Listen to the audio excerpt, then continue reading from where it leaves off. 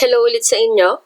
Nandito na tayo sa part 2. Last time, ang ginawa natin ay itong copy file, create folder, and delete folder. This time, ang i-discuss ko naman ay kung paano yung pag-move ng folder, pagre-rename, at pag-move ng multiple files using C#. So this is just a continuation. Kung meron man kayong questions regarding sa codes nitong ibang buttons, nandun lang siya sa part 1. Ilalagay ko na lang din sa description yung link ng part 1. Okay? Let's start. Konting throwback muna tayo. This is txt file name. This is txt file path. This is txt folder destination. And this is txt folder name. Gagamitin ulit natin yung ibang text boxes ngayon. Ang uunahin natin ay yung move folder. Add lang kayo ng another 2 buttons. Papalitan ko lang siya ng name, btn move folder. Yung text din, move folder. Modify ko lang para mas makita nyo.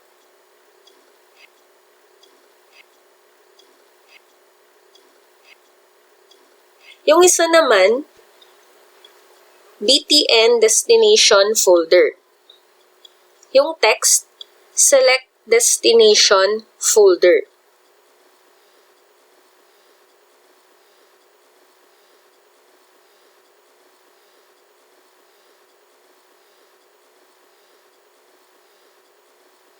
Next, double-click lang para ma-redirect tayo sa code view. Copy na lang natin tong codes from btn select folder, then paste natin dito sa btn destination folder. So, tama lang tong text box na nakaset sa btn destination folder. txt folder destination.txt. Ang papalitan natin is itong text box na nakaset sa btn select folder. Once na nag-select tayo ng source folder, dapat dito mapupunta yung path sa txt file path. So, papalitan natin from txt folder destination to txt file path.txt. Okay? Maayos na yung folder browser dialog natin. Next, dito na tayo sa btn move folder. Double-click. Okay? The first thing that we need to do is to declare 2 variables. Para sa path na panggagalingan ng folder and para sa destination path. So, string source folder path and string destination folder path. Yan na lang yung pinangalan ko para mas specific. Saang text box ba manggagaling yung magiging laman ng source path? Dito, sa txt file path. String source folder path is equal to txt file path.txt. Saang text box naman manggagaling yung magiging laman ng destination path? Dito naman sa txt folder destination.txt. String destination folder path is equal to txt folder destination.txt. Dito lang muna kayo mag-focus sa dalawang text boxes na to. Ignore nyo na lang muna tong file name and folder name. Okay? Next, gawa tayo ng if-else. If-else statement. Kapag walang laman yung txt file path and txt folder destination text box, at pinindot natin yung btn move folder button, magdi-display siya ng message box na hindi pa tayo nakapag-provide ng source and destination paths. Okay? If, open and close parenthesis, string dot is null or white space, open and close parenthesis, then, or dalawang pipes, string dot is null or white space, open and close parenthesis. Then sa loob niyan, i-call nyo lang yung variables na dineclare natin kanina. Yung source folder path mo na, then yung destination folder path variable naman yung i-call natin. Okay. So kapag walang laman, yung kahit isa sa kanila, magdi-display tayo ng message box. After that, curly braces. Sa loob niyan is yung message box. So, message box.show, open and close parenthesis, then yung message nyo. Please provide both source and destination paths. Semicolon. After that is return. It means, once na nakapag-display na tayo ng message box, mag-i-stop na siya. Hindi na siya magpo-proceed pa sa next line of codes. Next, kapag naman hindi nag-exist yung source folder path na in-specify nyo, magdi-display lang ulit tayo ng message box na hindi nag-exist yung source folder. If statement lang ulit, if open and close parenthesis, not symbol or exclamation point, directory dot exists, open and close parenthesis, then sa loob niyan, call nyo lang yung source folder path variable. Then curly braces, sa loob niyan is yung message box ulit. Message box.show, then yung message nyo, source folder does not exist. After that, return lang ulit. Next, we're going to create a new path where the source folder will be moved. Magkikreate lang tayo ng destination path. We're just going to combine the source folder path with the destination folder path. String destination path is equal to path.combine, open and close parenthesis, then sa loob niyan, call nyo lang yung variable destination folder path, then comma, path.getFileName, open and close parenthesis ulit, then call nyo lang yung variable source folder path, semicolon. Then, we're going to move the source folder to the destination folder. Okay, so ganito lang, directory.move, open and close parenthesis, then call nyo lang yung variable source folder path, comma, destination path. So from the source folder path, minove lang natin siya to the destination path, okay? Display lang tayo ng message box once na nakapag-move na tayo sa destination folder. Message box.show, folder moved successfully. After that, clear na rin natin yung text boxes. txt-file-path.text is equal to empty string para ma-clear.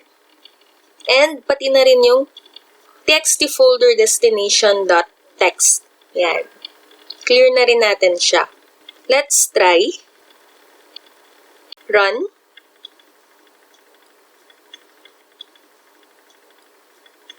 Dito tayo sa desktop. Itong testing folder. Select nyo lang. Ayan, meron na tayong source folder path. Next, magsaselect naman tayo ng destination folder path. Dito natin siya ililipat sa documents. Okay. Then, click move folder. Ayan, folder moved successfully. Na-move na siya. Check natin.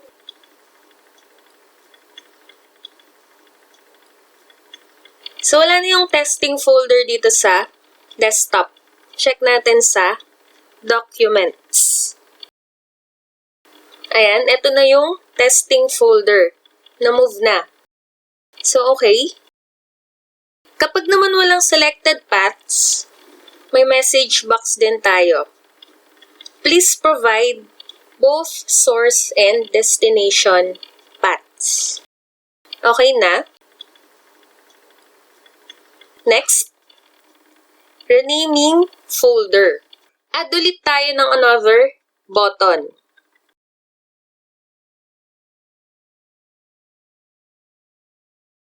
btn rename folder.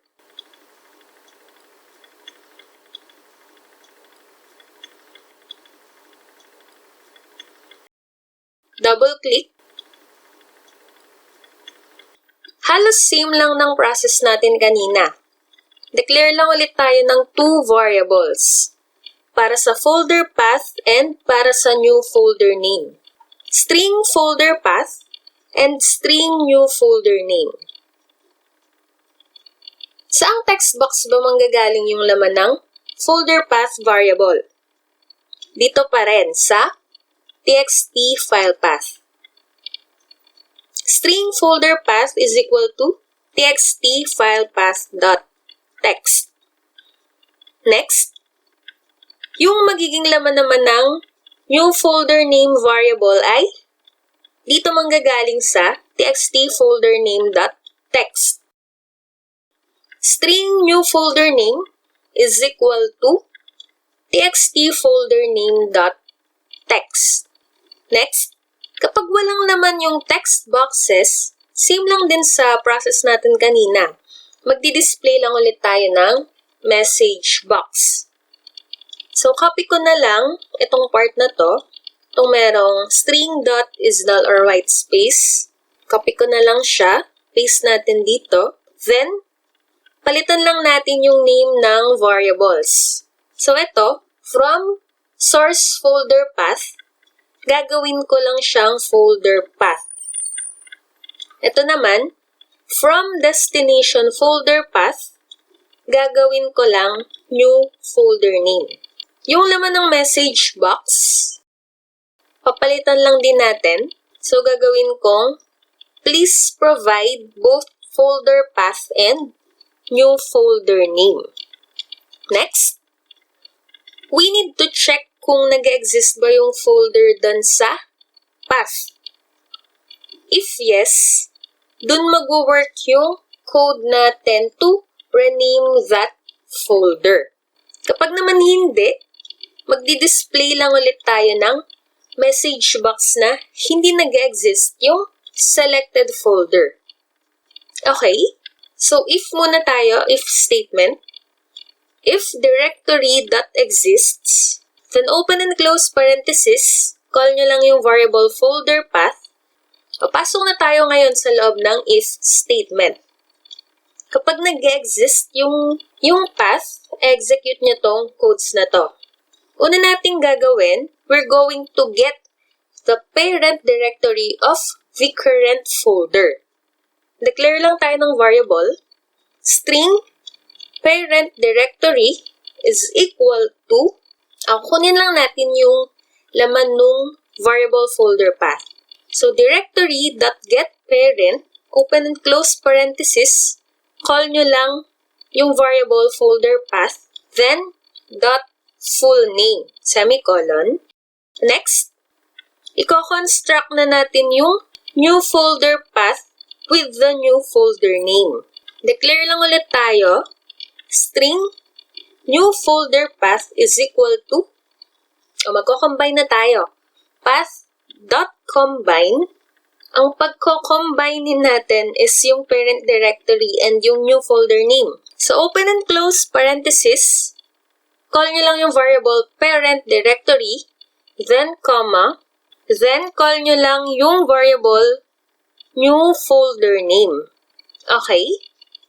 Then next, magre-rename na tayo ng folder by moving it to the new path. So, ganito lang, directory.move, call nyo lang yung variable folder path, comma, and yung variable new folder path. So, nag-move lang tayo sa part na yan.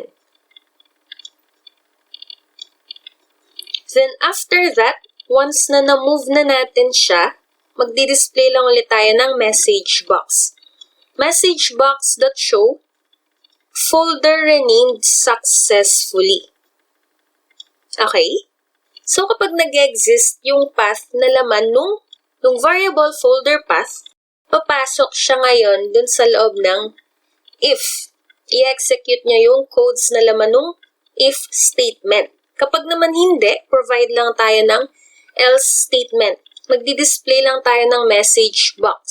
So, else, curly braces, message box that show folder does not exist. Yan, okay. Clear na rin natin yung text boxes once na na-rename na siya. txt file path.text is equal to empty string. Same with txt folder name.text. Ayan. Testing. Run.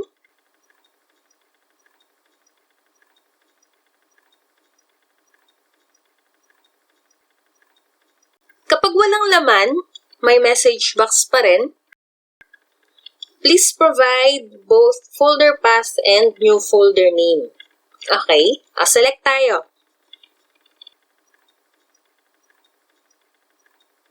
Yung testing folder na lang na nilipat natin kanina sa documents. Palitan natin siya ng name. Gawin nating test.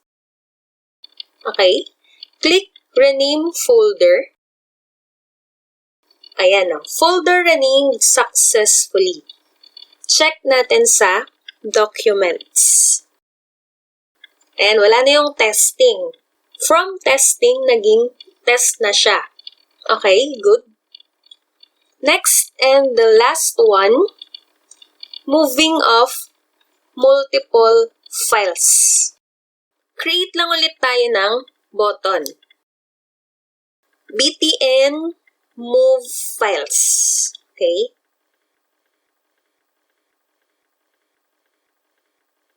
Double-click. Since meron na tayong open file dialog na ginamit natin dun sa part 1, call na lang natin siya. Since mag-open lang naman ulit tayo ng folders, so ayan.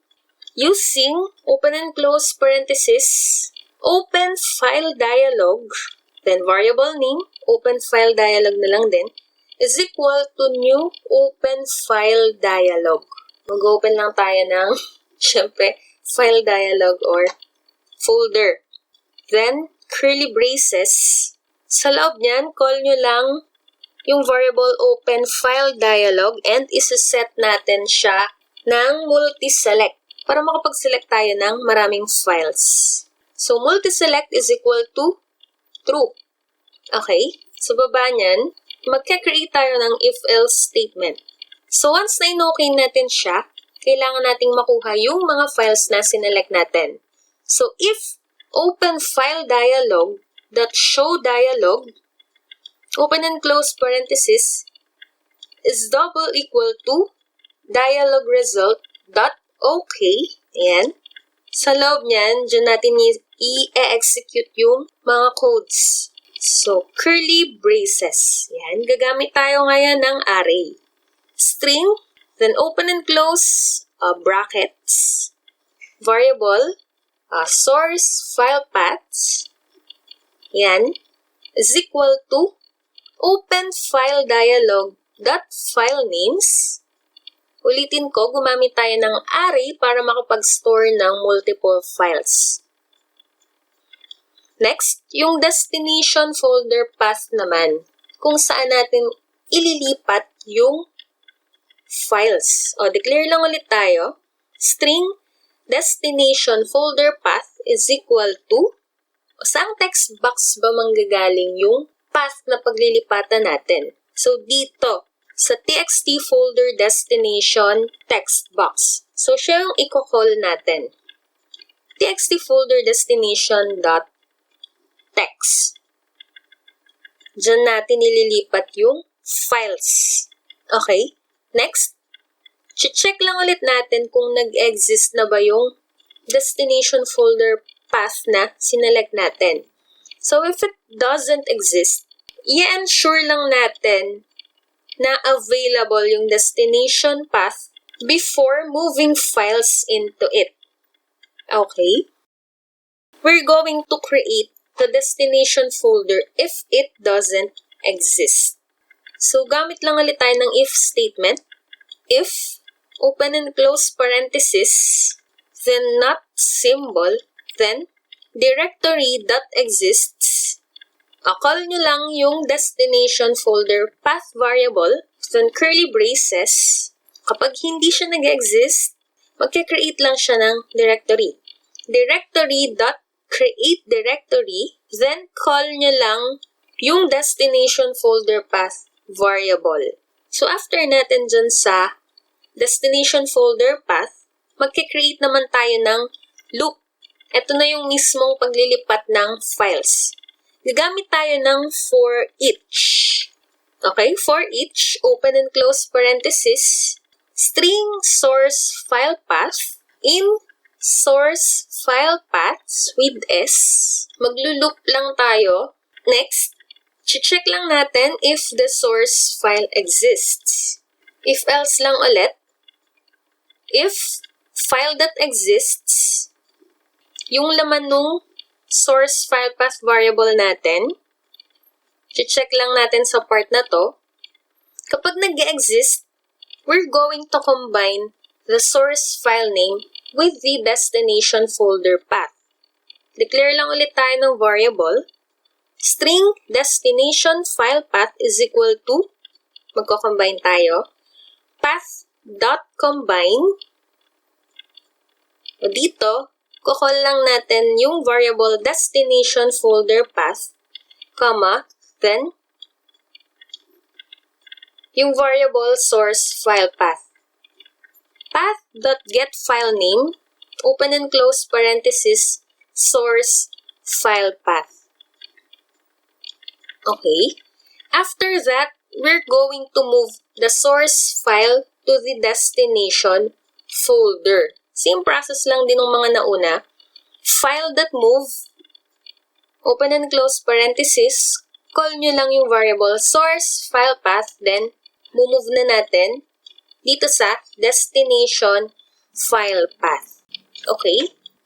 Next, magdi-display naman tayo ng message box once na na-move na para aware tayo na na-move nga siya successfully. So, declare lang ulit tayo ng variable para dun sa file name. String move file name is equal to path.getFileName, open and close parenthesis, then call nyo lang yung variable source file path. Then, after that is yung mismong message box. So, message box.show, yung mismong file name and yung word na moved successfully. Yan yung magdi-display once na na-move na yung mismong file. So, dahil nga loop siya, every time na mag-move siya ng file, magdi-display yung message box. It means kung ilan yung minove nyong file, ganun din karami yung message box na magdi-display. Okay, so pwede nyo naman siyang baguhin. No? This is just an example lang naman. Okay. O mag-add na rin tayo ng else statement once na magkaroon ng problem, at least aware tayo. So, else, message box.show, call lang natin yung variable source file path, then yung word na does not exist. Yan. So, para aware tayo na merong error dun sa part na yon. Okay. Testing. Run.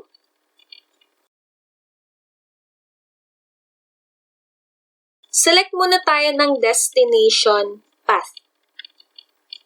Sa desktop na lang. Next, select na tayo ng files. Dito sa downloads.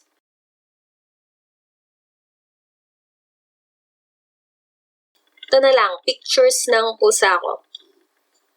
Okay. So, ayan na yung message box. Display niya yung name ng mismong file, then yung word na moved successfully. Pag in-okay niya yan, tuloy-tuloy lang yung message box sa pagdi-display. Kasi nga, nakaloop tayo, di ba? 3 pictures yung minove ko, so 3 din yung message box na magdi-display. Okay na? check natin sa desktop. So, eto na. Nalipat na siya. From downloads, na-move na siya sa desktop. So, ganun guys. Sana ay nakatulong ulit ako sa inyo. Thank you guys for watching. Pasensya na kung matagal tayong mag-upload, no? Busy lang kasi tayo palagi. Thank you again, guys.